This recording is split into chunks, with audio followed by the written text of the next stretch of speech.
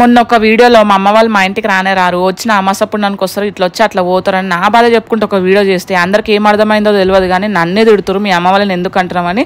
ఆ రోజు అట్లా అన్నందుకే మా అమ్మ వాళ్ళు ఫీల్ అయ్యి సడన్ సర్ప్రైజ్తో కేక్ తీసుకొని నైట్ టైంలో అయితే వచ్చారు. రావడమే కాకుండా ఒకరోజు స్టే చేస్తాం అనేసరికి నాకన్నా ఎక్కువ మా గగన్ గడ హ్యాపీగా ఫీల్ అయ్యిండు. ఎందుకంటే లాస్ట్ టైం ఇట్లా వచ్చి ఇట్లా పోయేసరికి వాడు గుండె వలిగి నైట్ అంతా పడుకోకుండా ఒకటే ఏడుస్తూనే ఉన్నాడు. ఇంకా నా బర్త్డే సెలబ్రేషన్స్ అయితే ఇట్లా అయినాయి. నాకు ఒక డిసప్పాయింట్ ఏంటంటే మా అన్న మా డాడీ అయితే రాలేడు. మననేమో ఆయన పనిలో ఆయన బిజీ ఉన్నాడు. ఇంకా మా డాడీ అంటారా ఆయన కాలుకి ఆపరేషన్ అయినప్పటి నుంచి 9th ఫ్లోర్ అమ్మో అని నేను అయితే రాను అని అనేసిండంట.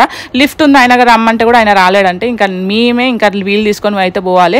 ఈసారి అయితే గణేష్ల పండుగ ఎట్లాగో వస్తుంది కదా, దగ్గరలోనే ఉంది కదా, గణేష్ల పండుగకి అయితే పోతాం. ఎందుకంటే మా అమ్మ వాళ్ళు ఉండేది ఖైరతాబాద్లో పెద్ద గణేష్ని పెట్టి సెలబ్రేషన్స్ అయితే అంతా ఇంత చేయరు. గణేష్ని దర్శనం చేసుకున్నట్టు ఉంటుంది. ఇంకా మా అన్నని మా డాడీని కూడా చూసినట్టు ఉంటుంది. ఈసారి మా ఇంటికి పోయినప్పుడు మా డాడీని కూడా చూపిస్తాను, ఎప్పుడు చూడలేరు కదా. ఇంకా అమ్మమ్మ వాళ్ళు వచ్చిరని అటు ఇటు ఒకటే తిరుక్కుంటూ ఒకటే ఆట పెట్టిర్రు. నైట్ 2 అయినా పడుకోలేరు. ఇంకా పొద్దున్నేమో అసలే లేవలేరు. 12 అవుతుంది అయినా లేస్తలేరు.